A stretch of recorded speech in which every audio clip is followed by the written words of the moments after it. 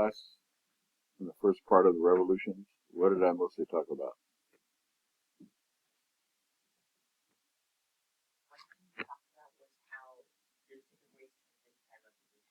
Yes. We talked about how to describe or define a revolution. I mean, a coup d'etat is not a revolution. It's just you knock off people at the top and take over. And so there's revolutions and there's revolutions. And we talked about Guatemala. I was a little fuzzy on some of the details, so I went back and reviewed some of what I should know about Guatemala. And it's called the Guatemalan Revolution. That's why it's included in this chapter, also the time period. In 1944, there had been a brutal dictator named Jorge Ubico, who was known for his brutality. But in 1944, for the first time, Guatemala had free and fair elections, and Juan Jose Arevalo was elected president, democratically elected president of Guatemala. That's the name I couldn't remember. And he was a reformist. He was not a Marxist-Leninist. He did use the term spiritual communism, but he did believe in the capitalism and the free market. What he meant by spiritual communism was he did believe that the society was determined by the economy, as a Marxist-Leninist would. He believed that it was more. I think as I read up on it, it was more like democratic socialism in Sweden or Norway was what he had in mind. The idea of people helping each other, of having concern for the rest of society and for the poor. And he undertook some reforms. They were not major reforms. He didn't push too far. There was some land redistribution, and the most important thing he did is he made sure that the elections were clean and fair, and that there was a peaceful transfer of power to the president who came after him. And let's see, 44. I think he was reelected in 46. And then in 1950, they had elections for a new president, and that's when Jacobo Arbenz was elected. And Jacobo Arbenz pushed. I talked about him already. He pushed hard in terms of big-scale reforms, particularly land reform. And he's the one. But that was the second election, clean election, democratic election, or third. I don't know. 50. But by that time, there had been 8 years.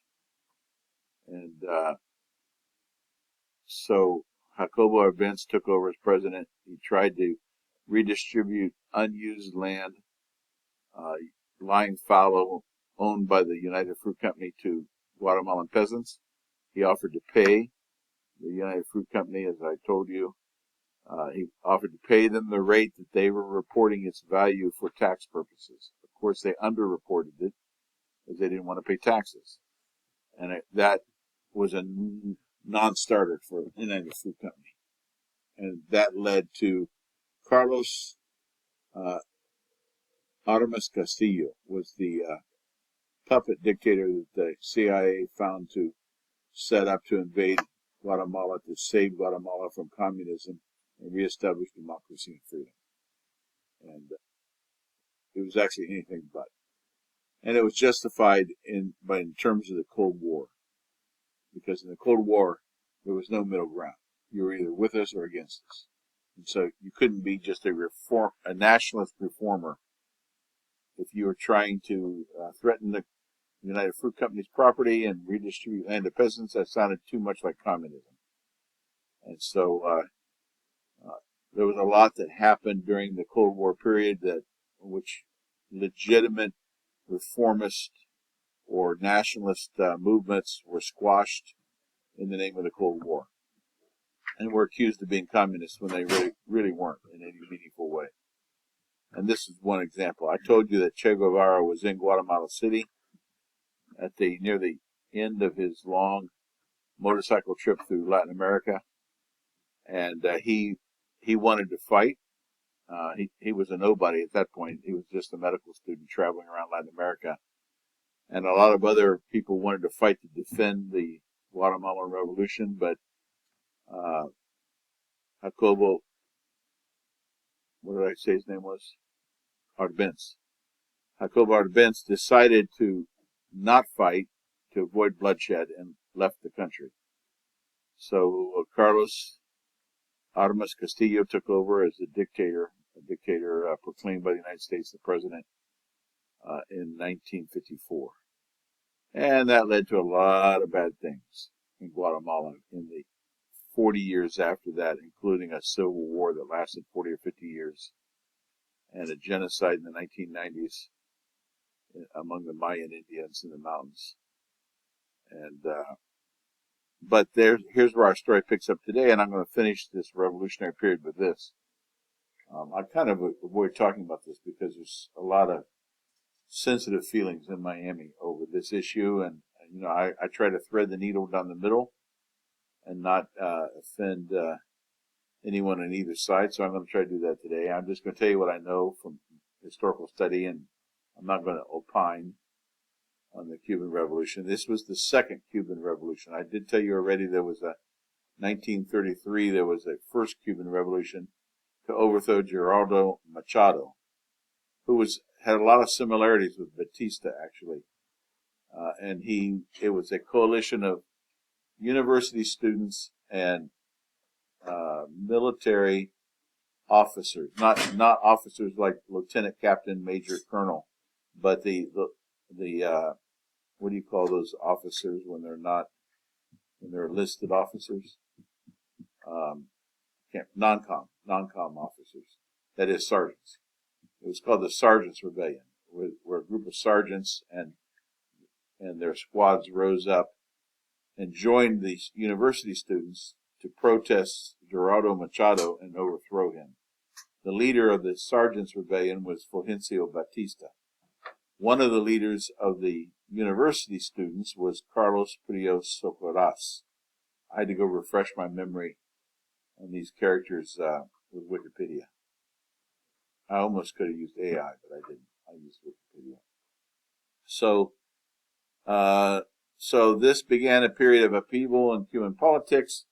Gerardo Machado was thrown out. Fulgencio Batista actually came to power as legitimately elected. When I say legitimate, I don't know how legitimate, but he was elected president of Cuba in 1940, and under his watch they carried out a redrafting of the Cuban Constitution of 1940. It's considered to be a good constitutional document. It's a very liberal constitution. That was in 1940 under Fulgencio Batista, the former sergeant. So he was in power during the World War II. He stepped down, and one of the parties took over under Carlos Prios Socorras, who is the former university student. And you know, this is how these things go. It starts out idealistic. It starts out, we're going to make this a better country, and then it winds up in corruption. You know, so by the period after Fulgencio Batista left office in Cuba, which I think he did in 1944, and Carlos Prios Socorras took over, it was one of unbridled corruption. It was one of the most corrupt political periods of Cuban history. And so Fulgencio Batista, who was in Miami, and he made a bunch of money while he was president, was investing it in Miami, came back to Cuba in 1953, I believe it was, or 52, and basically carried out a bloodless coup and overthrew Carlos Prios Socorras and declared himself president of Cuba. He was not elected. That's not a revolution. That's a coup d'etat. So he was not elected. He declared himself president of Cuba, and then he did it again around 1952, 1955 or 6. He declared himself president just by fiat and rigged the elections. So it was clear he was going to stay in power without any pretense of just barely having the pretense of a democratic process. He was going to become another strongman dictator. And it was at that time that Fidel Castro and his brother and another group, like 170 idealistic young people who were formerly part of the opposing party to Carlos Frio Socarrás. I can't never remember the Auténticos, and I can never remember the two parties' names. They're strange names.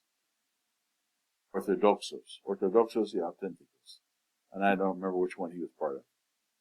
At any rate, 170 of them put together this kind of crazy attempt, and they attacked a army barracks, Moncada, and most of them got killed. A bunch of them got captured. Fidel and his brother were captured. They were put in prison, probably mistreated. But from pressure from the United States put pressure on Fulgencio Batista to show some mercy. So he released them, I think, in 1956, after his next election. They went to Mexico City. You guys are not really interested in this, are you? Yeah? How many of you have Cuban relatives? Just two of you? Oh my God, three. Okay, I know you're interested, right? Because this is your history, kind of. And the rest of you live in Miami, so you should better be interested too, because you're surrounded by Cubans. I'm kind of kidding. So anyway, see, you know what I did there? That's called a pause that refreshes. Our brains are just like computer screens. They have to refresh, or let's go to sleep mode after so many minutes. So you have to stop and tell a joke, get up and walk around, pause and smile. You got to do those little things about every 10, 20, it used to be 20 minutes. So people can reboot their brains, right? Good to see you, Kumar. Hope you're doing well. I like your headband. That looked like Jamaican colors. All right. I'm writing some stuff about Jamaica right now for a paper I'm going to present. In the 19th century, 1830s, the rebellion that rose up in 1831, the slave rebellion, that kind of led. I'm writing about that right now. Anyway, so where were we? Oh, Moncada. Moncada was the name of the army barracks. They attacked, a bunch of people got killed. It was kind of chaotic. When I say chaotic, I don't mean chaotic, but chaotic. Like Don Quixote, and like charging at windmills with a lance on a broken down horse and thinking you're going to accomplish something. It was chaotic. It was idealistic, and it was poorly planned. But it gave Fidel Castro a platform nationwide. And at his trial, he got up and gave a long, probably like a 2-hour, he always did. History will absolve me, was his speech. And it was a famous speech. It got around the island. A lot of people read it, and it got him a lot of sympathy. And at this point, he's claiming to want to restore the 1940 Constitution. In other words, he wants to take Cuba back to legitimate democracy. That's what he says. No one knows for sure if he was a socialist or communist at this point, or if he really was committed to a pluralistic 1940s Constitution. No one. There's opinions in both ways, but it's a mystery that will continue. So, because of the pressure of the United States decides, because of pressure from the United States, Fulgencio Batista decides to make himself look good, release the Castro brothers and some of the other prisoners, and expel them from the country. Exile. Then there won't be a problem, right? Wrong. So they go to Mexico, and they're in Mexico City, trying to get some backers, some people to give them some guns, some people to give them some money. Maybe somebody has a boat. You can see how this is kind of a thrown together thing. It's not like a well-planned strategic maneuver. These are just kids, basically, in their mid-20s. And so while they're sitting around Imagine drinking tequila or Modelo. If it was me, I'd be drinking tequila, I think, as chasers to the Modelo.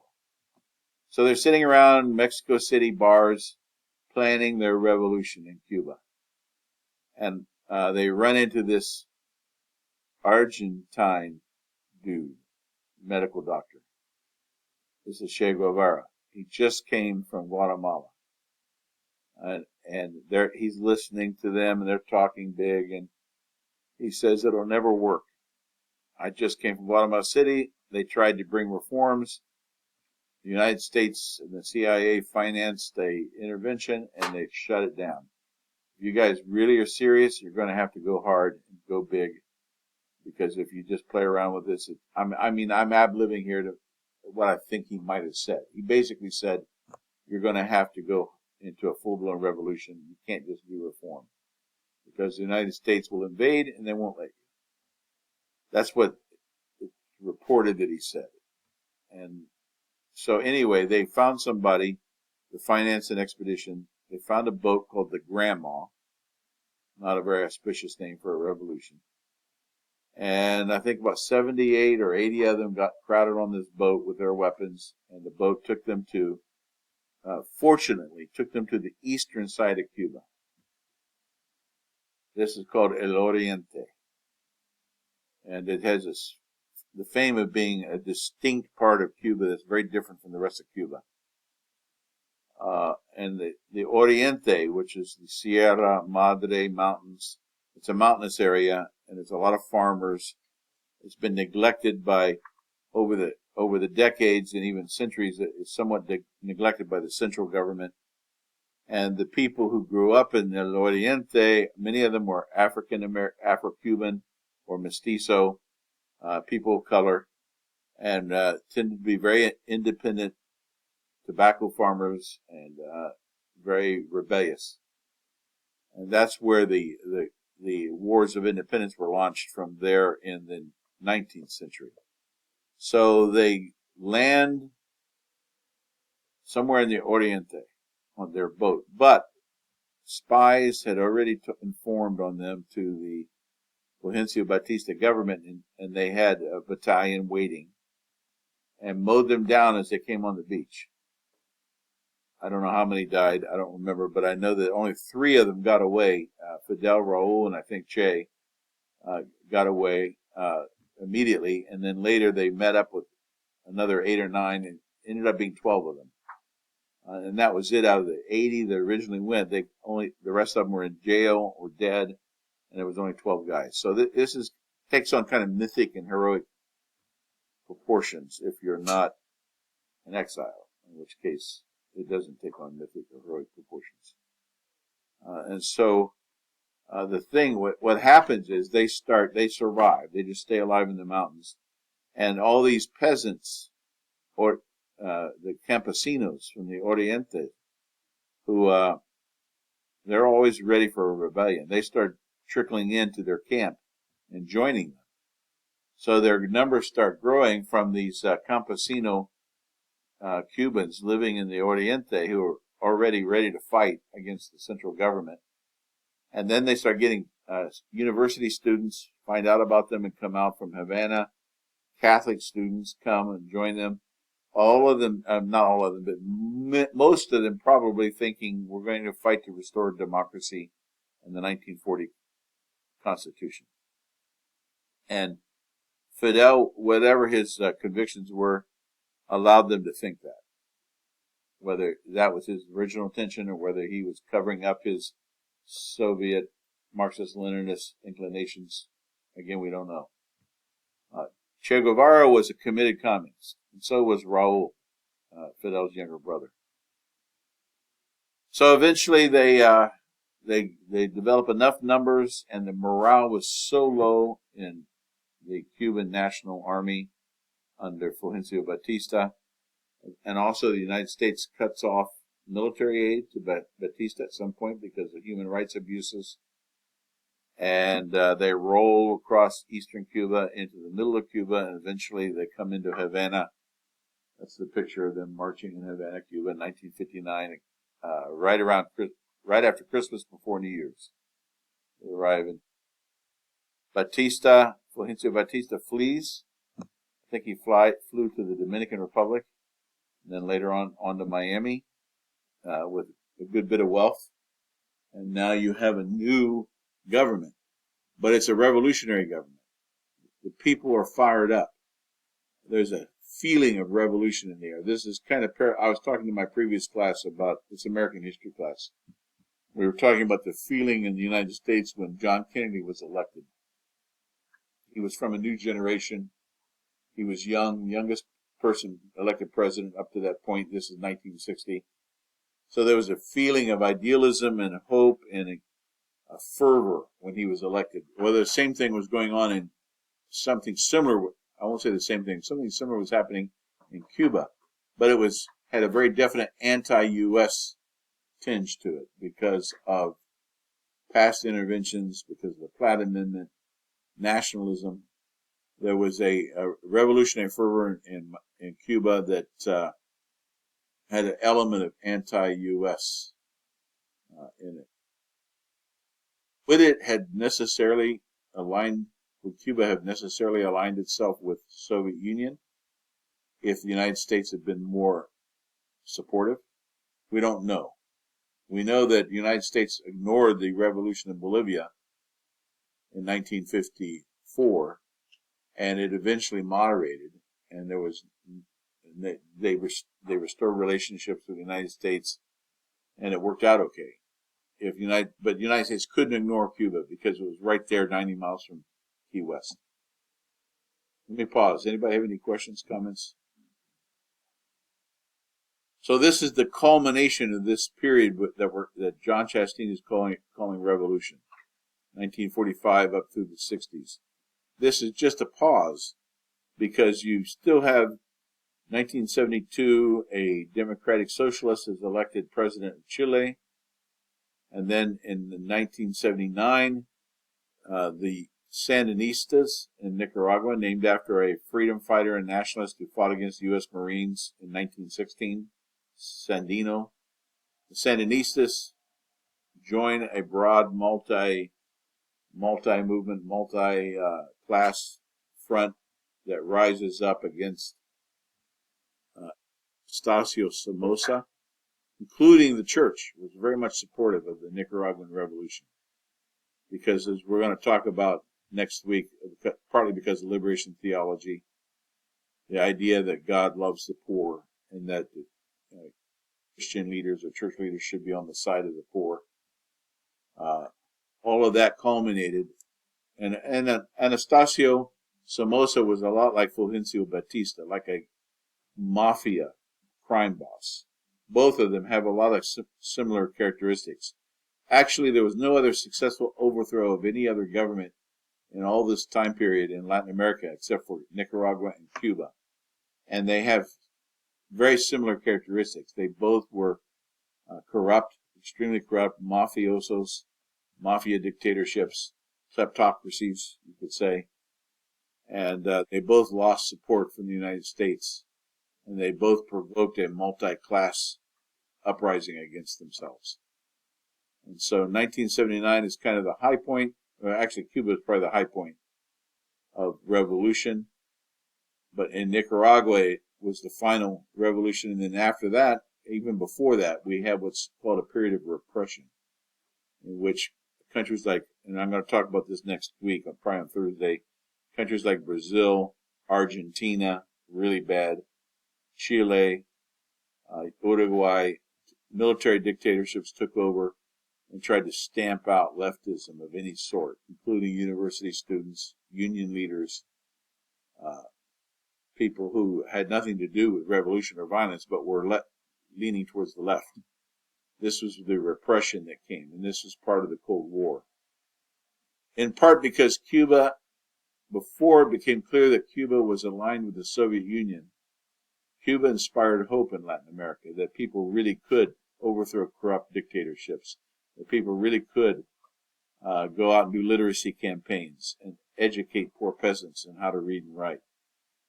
This was the idealistic phase of the Cuban Revolution. That didn't last. within a few years, Cuba was cracking down on its own poets and intellectuals and writers and censoring speech, and a lot of Latin Americans intellectuals that supported Cuba began to have second thoughts. One in particular is Mario Vargas Llosa, Peru, and he was very criticized for that. Gabriel Garcia Marquez of Colombia never wavered in his support for the Cuban Revolution, even despite the fact that there was censorship and abuse of human rights and so on. So that was my best take to try to thread the needle and be as unbiased as I can with the Cuban Revolution. This did inspire groups all over Latin America who wanted to follow their example. In Peru, in Bolivia, Che Guevara died in Bolivia. He went to Bolivia, surreptitiously, or with a fake persona, so he slipped into Bolivia and he tried to organize a revolution in Bolivia similar to the one in Cuba, and utterly failed. Partly because they had already had a revolution just 10 years earlier, and there wasn't the sense of need for a revolution in Bolivia. Plus, there was not the same kind of corrupt mafia-style government that had lost legitimacy in Bolivia. And so he was tracked down, cornered by the CIA, and killed. CIA working with Bolivian troops in 1964 or 66, I'm not sure which. So where else? The Cubans helped the Nicaraguans with their revolution. So for a while, Cuba was trying to export revolution and encourage revolution around Latin America, and this created a reaction, which we're going to talk about next week. Comments or questions? I feel like I bored you today. No? You're just saying. You just say that to all the profs. Oh, no, Professor, you're so cool. No, I'm just kidding. I got to do this. I try whenever I can to think of more creative ways to stimulate your curiosity about history in Latin America. Sometimes I just got to talk. No questions, no comments?